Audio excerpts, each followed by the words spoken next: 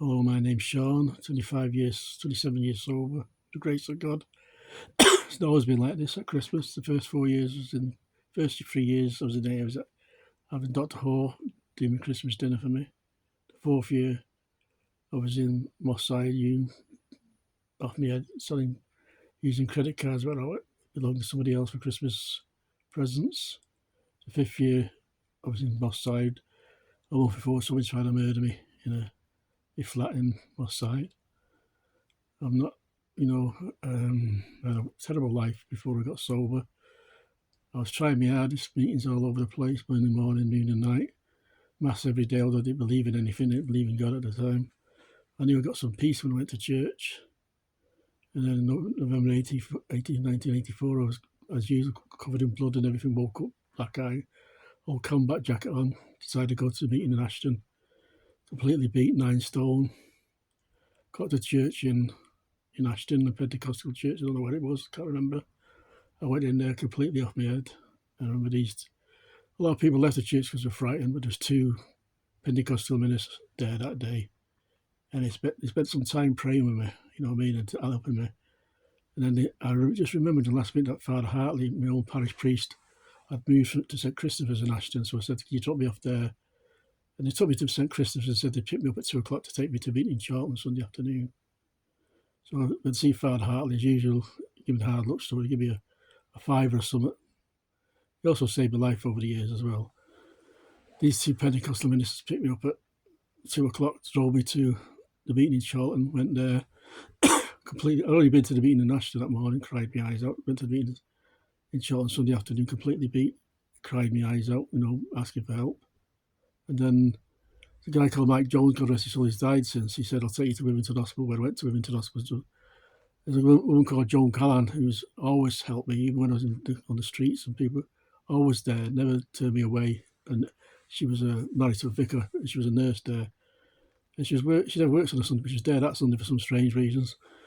And I gave her some Ativan to mind for me because I was just told her I couldn't take them no more. And she kept them. She gave me a couple and to calm me down. And then this Mike Jones picked me up and took me to a meeting alongside that night. Again, crying my eyes out, completely beat.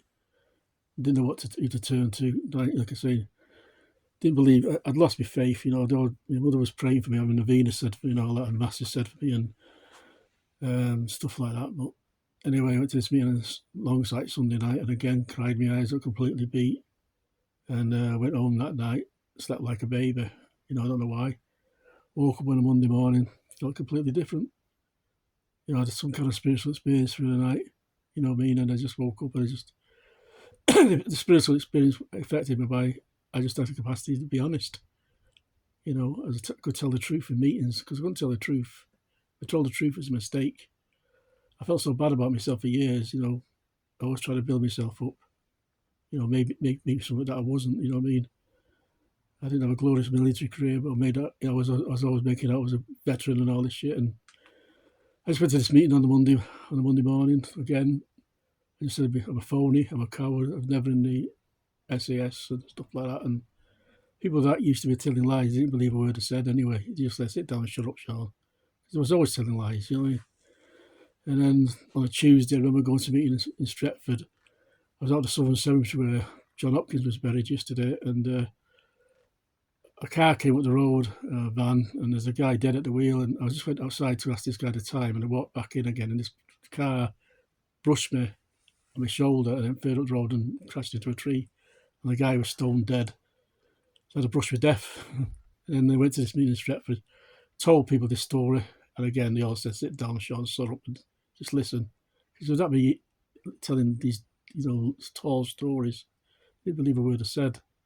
And over the next few months, years, people started to, I was trading. I was a different person. But I still hadn't done the steps. I was like, I had the spiritual awakening, and I thought, well, I don't need to do the steps. God's changed me.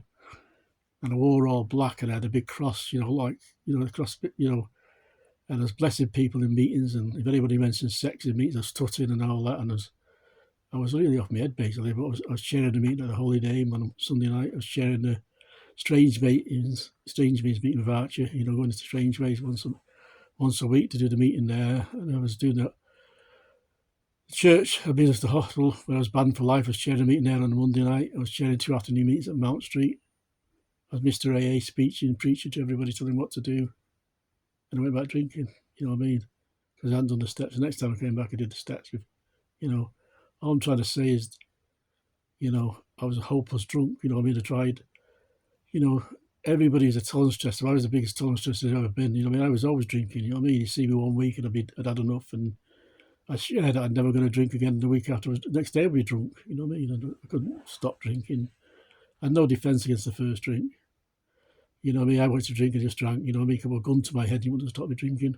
You might stop me drinking for a minute, but as soon as you went away, I drank. You know, and the spiritual awakening, you know, anyway. The last time I was arrested in 1983 I was going to go to prison for 2 years. I've been suspended sentences. I was on 2 more charges. I'd been kicked out of Crumsall after an overdose on heroin, you know, and for some reason I took a towel with me, which I don't know why. I got done for that, pinching a towel and a bottle of aftershave from Lewis's. 2 charges. I was going to go to prison and expected to go to prison. I was on suicide watch on a weekend because I could have got out on bail, but nobody gave me bail. And I could have got bail, you know, I think it's £50. And my mother came through the door and I thought, I'll get 50, she'll get me out. You know what I mean? She just said, I'm not getting out, son, because you won't turn up in court. And the crocodile started with me, the cry, you know, tears and all that. And my mother was crying. She was proper crying, you know what I mean? She was absolutely heartbroken with me. She joined Al-Anon. I didn't know she joined. I thought she was a soft touch, black belt Al-Anon. And she just said, I'm not going out. And as I was thinking, I was getting this £50. I thought I got £60 in property. Or so, look, I'm going to get pissed out of my head tonight. That's what I was thinking as I was talking. As she was crying and I was crying. I was thinking, I'm going to get drunk as a... Anyway, after that, she went out the door, and I was on the Friday, and I was on the suicide watch till the Tuesday. Every 4 hours, a doctor came to see me, which is very hard in central detention centre. You know, they don't really look after you there, but they knew I was suicidal. Every 4 hours, I checked if it was all right. Gave me some Lagactyl. I had a court on a Tuesday morning. My mate who drank with me, Middleton, was there, Pete Hassel. That was his name, Hassel. Good name for somebody who was drinking with me. And the magistrate said, sit down, Mr. McDermott. I said, all right. And I sat down, and he said, my probation officer stood up, Mr. Allen, I think he was called, Mr. Allen. And he said, I've never seen a man as try as hard as just to stop drinking. He goes to meetings morning, noon and night.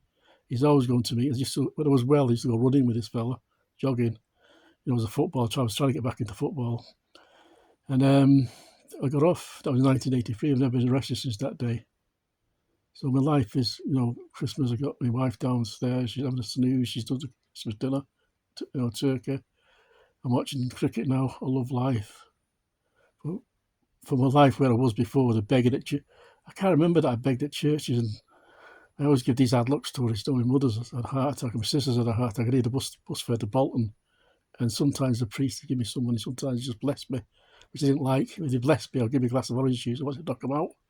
Or sometimes they give me £1, and that was a drink, a couple of bottles strong, over to the next church, throw some water on my face as I've been crying. Another hard luck story. I don't apologise for any of this now. God knew I was very poorly. I was very poorly, you know, I was a very sick man, you know what I mean? I should have died, you know what I mean? I should have died, I had my throat cut in my side. Again, I should have died that night. I really didn't die because the doctor said in the morning I was drunk. If I was my soul would have died of shock, you know what I mean? You know, somebody tried it, and another time in the army, people tried to kill me, you know what I mean? My own side, you know what I mean? Because in the army where the troubles were on. With a name like Sean McDermott, didn't really go well. Never talked about that much, really. I was always ashamed of myself from what happened in the army. And I was very poorly when I was in the army, you know. But again, I played for the army at football. I played for the British Army at football. I was in strange ways. I played for the army in strange ways. I was in the post office. I worked for the post office. I played football for the post office. I played for Oldham Athletic. I played for Burnley. So I just got, played for the county football, Manchester District Boys, Manchester County football team. You know, I was picked for Stockport College first team once. You know, in the Floodlit League, it wasn't the football league, but I got drunk and I started taking speed and, you know, didn't get there. I ended up in Disbury telling everybody to sign for Manchester United that night. Belfast accent, you know, that's how mad I was, you know. So the madness is still there, you know what I mean? But I go to meetings, nobody knows. If I do the steps, nobody knows. I go to meetings, that's not going to take away the madness. Helps with the madness, but the A program saves me all the time. I'm very selfish, self-centered, you know, angry All these, those are the good points, you know what I mean? But the AA program saves me every time, you know what I mean? It gets me away from myself. You know, anybody struggling, nobody went as far down as me. You know, people, if I can do it, anybody can do it. You know, you know, I look at people now, they see me meet, they think I'm sorted. I was talking to newcomers there, and they think we're just there to help them. They don't realise we're there for exactly the same reason as them. I will help them. I've taken over 35 guys through the steps over the years, the 12 steps, you know, the 4th, 5th step mainly. You know, most of them guys are sober, some of them died. You know, I'm not it's not through me, through the grace of God, all those people I got well. You know what I mean? I couldn't, you know, I remember I used to walk past the rugby ground, and yeah, the rugby scrum, I used to think they're all talking about me. And I was sober when that was happening.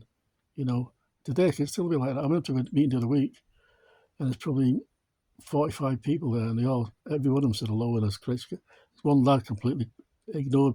He gave me a look that could have killed me. I don't know what I'd done to this guy. He's gay. I don't know. He was a gay lad. You know what I mean? I don't know if he was. He just looked at me like he could kill me, and I thought, what's that about?